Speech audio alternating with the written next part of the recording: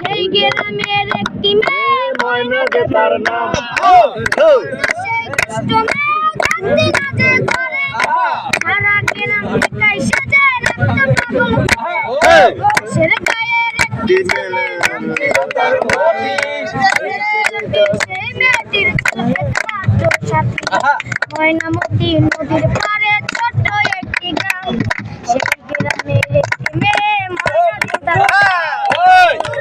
সেই দুষ্ট মেয়ে থাকতে না যে ঘরে, সারা গ্রাম থেকে সেজে রাখতো পাগল করে।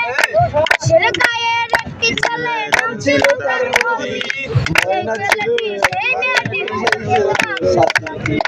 সারা গায়ের চোখের মনি ছিল ময়নামতি, ওই গ্রামে ছড়িয়ে আছে ময়নামতির স্মৃতি।